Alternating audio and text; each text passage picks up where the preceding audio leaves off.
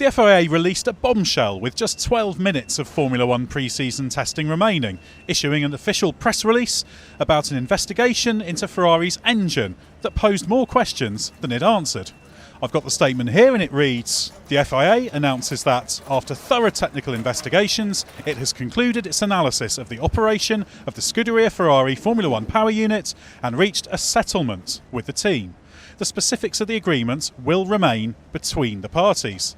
The FIA and Scuderia Ferrari have agreed to a number of technical commitments that will improve the monitoring of all Formula One power units for forthcoming championship seasons, as well as assist the FIA in other regulatory duties in Formula One and in its research activities on carbon emissions and sustainable fuels. Scott Mitchell, you've been delving into this and trying to understand a little bit about the background and what this is really about. So what do you know? Well, I think the main thing to take from this is that statement neither confirms that last year's Ferrari engine was illegal or broke any rules, but it also doesn't confirm that it was legal and that it was fully compliant with the regulations. So what I would take from it is that the accusations or the scrutiny that Ferrari was put under last year, I would say, based on the length of this analysis and the fact that they've not fully disclosed everything, it wasn't a witch hunt or anything like that against Ferrari from its rivals. The FIA will see this as drawing a line under it and prevent more money and more human resources being put into an investigation that might not actually lead any further. It depends where they got to. It depends what evidence they had or didn't have about what Ferrari might or might not be doing. So if they thought that it would take another 3 months, 6 months or a year to see this to its natural conclusion through any kind of judicial process or whatever process you need to go through in these circumstances, they've basically decided, okay, well it's not worth it because we've got a lot out of it already and we can apply that to how we police these regulations and the robustness with which we police these regulations. So that's why I think, giving them the benefit of the doubt, from the perspective of Ferrari's rivals, they'll see this as not having the closure that they want, despite the suggestion that they've got everything that they said last year. There was a basis for it, and not having that closure will be very frustrating because Ferrari were emphatic last year that they weren't doing anything wrong.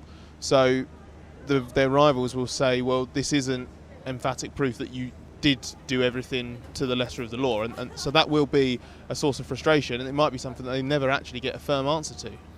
And this has been rumbling on for a while, so how do we get to this? So the scrutiny really ramped up after the summer break in 2019 when Ferrari went on this brilliant run of pole positions and had a clear power advantage. It had a top speed advantage all season, but it escalated after the summer break, and Ferrari's rivals were seeing really big gains, 7 tenths of a second, 8 tenths of a second on the straights alone. Ferrari always put this down to having a combination of a superior engine, genuinely, but also an aerodynamic platform that meant that they were just less draggy, so better straight line speed. But as the season went on and Ferrari's performance didn't wane, in qualifying in particular, so their rivals' suspicions grew. And they kept seeking clarification from the FIA, and eventually this started to come in the form of some technical directives. First it was about fuel flow regulations and reminding teams that you can't do certain things to exploit fuel flow measurement, and specifically outlawing 3 potential scenarios whereby you would manipulate the metering system and basically game the fuel flow system. And then it was about reiterating other rules relating to oil burn. It was about asking teams to supply more information about the types of lubricants they use, how much they use, so that they've got a reference point to use for future checks. And then it was adding a second fuel flow sensor for 2020, one that will be blind to the teams and only the FIA have access to, which means that they can police it ever more robustly, and the teams wouldn't be able to, if they were exploiting the fuel flow system in the way that it was suggested they wouldn't be able to do that because there'd be a second one behind it that they wouldn't have access to, and then that would be how the FIA makes sure nothing bad is done. So this rumbled on all the way through the second half of 2019, and the hope was that even if 2019 there wasn't a proper line drawn under it, these measures that were taken, these reminders that were given, would be enough to stamp out any potential rule manipulation or exploitation of the rules.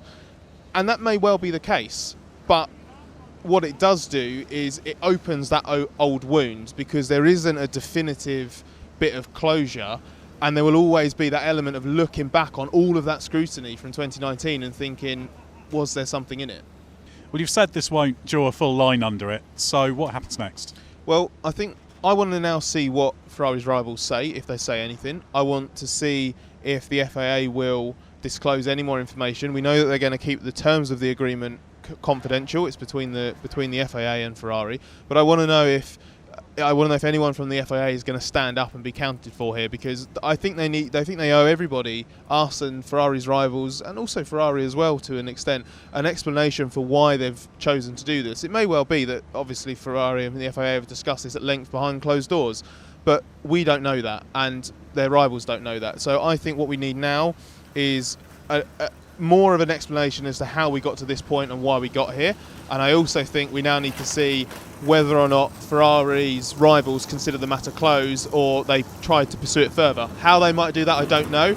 But given that this matter does not have that firm line drawn underneath it, it wouldn't surprise me if their rivals tried to take it a little bit further, just to get the closure that they need and that they deserve.